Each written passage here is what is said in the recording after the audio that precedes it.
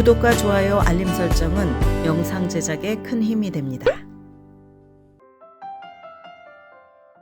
대부분의 대학 지원자들은 대학이 원서를 어떻게 심사하는지에 대한 기본적인 방법을 인지하고 있습니다.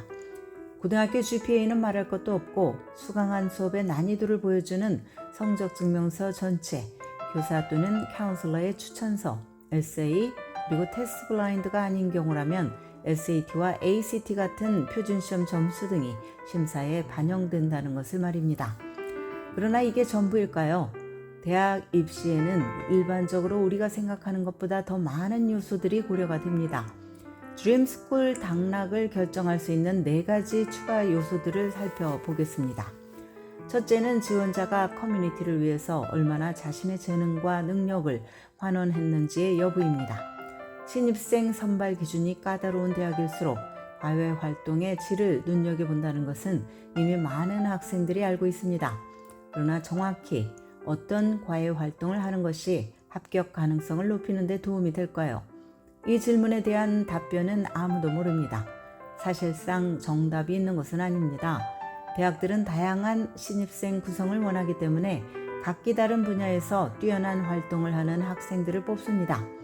운동을 특별히 잘하거나 거주하는 주에서 탑 그룹에 들 정도로 악기 연주를 뛰어나게 하거나 훌륭한 리더십을 증명하는 것 등이 입시에 도움이 될 수 있을 것입니다.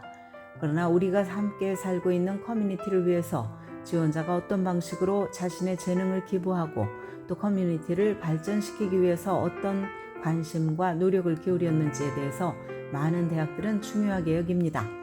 그렇다고 해서 대학에 잘 보이기 위해서 마음에도 없는 일회성 기금모금 행사에 참여하거나 여름방학 기간 멀리 외국으로 봉사여행을 떠나라는 뜻은 아닙니다.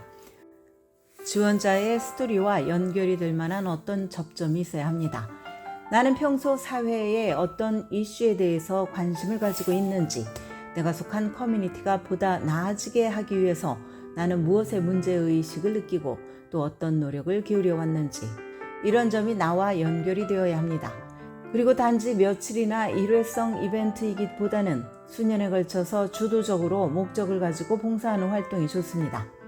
둘째는 지원자의 소셜미디어 어카운트가 당사자의 긍정적인 이미지를 잘 반영하고 있는지의 여부입니다. 요즘 젊은이들은 소셜미디어와 문자로 소통할 때가 많습니다. 고등학생 중 어떤 채널이든 소셜미디어 어카운트 하나쯤 보유하지 않은 학생을 찾기가 어려울 정도입니다. 이처럼 일상에서 소셜미디어를 워낙 많이 쓰다 보니 종종 문제도 발생합니다. 엘리트 대학에 합격한 학생이 자신의 소셜미디어 어카운트에 부적절한 포스팅을 올렸다가 합격이 취소되는 일이 종종 발생하며 매스컴을 통해서 보도되기도 합니다. 부적절하다는 것은 인종이나 민족, 성별, 종교 등의 이유로 타인을 차별하고 모욕하는 언행을 하거나 사회적으로 불쾌감을 주거나 지탄을 받을 만한 언행 등이 모두 포함이 됩니다. 대학 입학 사정관들이 모든 지원자의 소셜미디어 컨텐츠를 들여다보지는 않겠지만 온라인상에서 행한 지원자의 행동이 합격에 영향을 끼칠 수 있는 것은 사실입니다. 소셜미디어 어카운트를 관리하기 위해서 가까운 친구들만 접근할 수 있도록 프라이버시 세팅을 설정하는 방법이 있습니다. 그러나 온라인에서 진정으로 개인적인 것은 없다는 것을 알아야 합니다. 어떤 포스팅이라도 온라인에 올리고 나면 잠재적 고용주나 대학 관계자가 다수의 경로를 통해서 콘텐츠를 접할 수 있다는 점을 기억을 합시다. 또한 나와 소셜미디어로 관계를 맺고 있는 사람들 중에 논란이 될 만한 소재를 포스팅을 하는 사람이 있다면 그 사람과 관계를 끊는 게 바람직합니다. 셋째는 학업적으로 도전적인 경험을 만들었는지의 여부입니다. 좋은 성적은 대입 원서에서 기본적으로 강력한 요소가 됩니다. 그러나 대학이 단순히 숫자만 보느냐? 그것은 아닙니다. 올 A를 받았는지 여부를 중요시하기보다는 지원자가 자신의 학업적 지평을 넓히기 위해서 얼마나 도전을 감행했는지 대학은 보고 싶어 합니다. 관심 있는 분야의 대학 수업을 여름방학에 듣거나 재학 중인 학교가 제공하지 않는 과목의 AP시험을 치르기 위해서 독학으로 공부를 하거나 독립적인 아카데믹 프로젝트에 참여하는 등 지원자의 주도적인 의지를 드러내 보여야 합니다. 넷째는 대학에 대해서 진지한 관심을 보이는지의 여부입니다. 대학의 입학사정관들은 두 가지 목표를 가지고 있습니다. 하나는 재능 있는 학생, 캠퍼스와 사회에 헌신할 수 있는 인재를 선발하는 것입니다. 다른 하나는 실제로 해당 대학에 등록할 학생을 뽑는 것입니다. 합격자로 뽑아도 다른 대학에 등록할 학생들을 많이 선발한다면 그 대학은 신입생 정원을 채우는데 어려움을 겪을 것입니다.